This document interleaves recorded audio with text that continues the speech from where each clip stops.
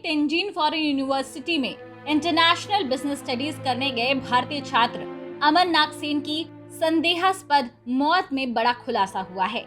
चीन के Tenzin foreign university में अमन नागसेन की मौत नहीं, उसकी निर्मम हत्या की गई थी। हत्या के पीछे क्या कारण है, अब ये महत्वपूर्ण है। भारतीय जनता पार्टी के बिहार प्रदेश अध्यक्ष संजय जायसवाल ने ट्वीट करके ये जानकारी दी है कि चीन के तेंजिन फॉरेन यूनिवर्सिटी में अमन नागसेन की संदेहास्पद मौत दरअसल हत्या थी। अमन के घर वालों को भी एक मेल आया है जिसमें इस बात का जिक्र किया गया है। इस हत्याकांड में 2 हत्यारों की गिरफ्तारी भी की जा चुकी है। संजय जायसवाल ने ट्वीट कर जानकारी देते हुए बताया है कि तेंजिन फॉरेन यूनिवर्सिटी में अमन नागसेन के हत्यारे को गिरफ्तार कर लिया गया है। ट्वीट में ये बताया गया है कि हत्यारा नॉन चीनी है। संजय जायसवाल लगातार इस मामले को देख रहे हैं। उनके परिवार को भी अभी तक पता नहीं था उस बच्चे की हत्या की गई और यह विदेश में बहुत ही दुखद घटना है।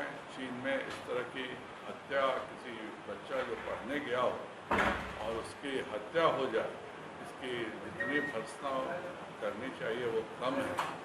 मैं भारत सरकार के लगातार संपर्क में हूँ कि उस बच्चे को न्याय भी मिले और उसके अपने माता पिता के वो अंतिम संस्कार करने की यहाँ सुविधा मिले। इसके लिए मैं लगातार चीन मंत्रालय के संपर्क में हूँ। अभी तो उसकी बॉडी मॉर्चरी में रखी गई है। चाइना की पुलिस और कुछ इन्वेस्टिगेशंस करना चाहती है और इसीलिए इन्वेस्टिगेशन के सिलसिले में उसके अभी शरीर को वहीं मॉर्चरी में रखा। भारतीय दूतावास ने मेल के जरिए गया के छात्र अमन की चीन में हत्या की जानकारी दी। अमन के चाचा पंकज पासवान ने पत्रकारों से बातचीत की और कहा कि 2 दिन पहले ही बेटी की मौत की जानकारी लेने के लिए चीन में स्थित भारतीय दूतावास को ईमेल किए थे। उसका जवाब सोमवार शाम को मिला। उस ईमेल में अमन नागसेन की हत्या की जानकारी दी गई। साथ में ये भी बताया गया है कि कागजी कार्रवाई करने के बाद शव भारत भेजा जाएगा। आज इंडियन एम्बेसी से मेरी मेल आया है कि मेरे पुत्र की हत्या की गई है। अब इसमें सरकार क्या करेगी नहीं करेगी, सरकार को उत्तरदायित्व है और हम लोग पूरा परिवार समझ रहे हैं कि भारत सरकार अच्छी काम करती है, अच्छी सरकार है।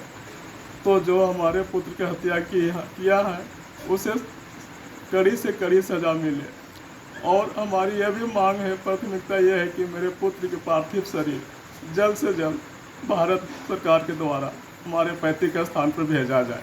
हमारी यही अपील है सरकार से। कितने दिनों के बाद ईमेल आया आपको? मैं 30 तारीख उनको मेल किया था एम्बेसी ने। मैंने बात किया था कि जब मेरे पुत्र की हत्या हुई है तो मुझे डेथ बॉडी दिया जाए। तो उस समय कुछ नहीं, मुझे आज मेल पढ़ा हूँ मैं तो उसमें मिला है कि हत्या की गई है। उस समय सिर्फ था कि डेथ हुआ है। तो हम लोग को पता नहीं था। हम लोग तो और दुखी हो गए कि मेरे पुत्र को हत्या किया गया है जब भारत सरकार की एम्बेसी वहाँ है और एम्बेसी होने के बाद किसी भारतीय की हत्या हो जाती है। परिवार वाले अब अमन के लिए इंसाफ मांग रहे हैं। परिवार वालों की मांग है कि अमन की हत्या की उच्च स्तरीय जांच की जाए। साथ ही भारतीय बेटों और बेटियों की सुरक्षा पर सवाल खड़े किए गए हैं। तो मेरे भाई की हत्या हो गई है, लेकिन मुझे मेरा भाई का पार्थिव शरीर जो है वो मुझे चाहिए। भारत सरकार की मदद के द्वारा हमारे घर तक पहुंचाया जाए। और दूसरी ये है कि जिसने भी ये काम किया है उसको कड़ी से कड़ी सज़ा दी जाए। भारत सरकार और चाइना सरकार दोनों मिल के उसको कड़ी से कड़ी सज़ा दी जाए, जिससे आगे और भी हमारे भाई बहन जो भी फैमिली है और भी लोग हैं, भारतवासी हैं और भी अदर कंट्री के हैं, वो अपने बच्चों को फ्रीडम होके दूसरे कंट्री में पढ़ने के लिए भेज सके। आपको बता दें कि 2 साल से चीन के तेंजिन यूनिवर्सिटी में इंटरनेशनल बिजनेस स्टडीज का अमन कोर्स कर रहा था। विश्वविद्यालय के छात्रावास में रहकर पढ़ाई करता था। 30 जुलाई 2021 को परिजनों को फोन से सूचना मिली कि अमन नागसेन की मौत हो गई है। उसके बाद से परिवार लगातार शव को लाने और दोषी को सजा दिलाने की मांग कर रहा है।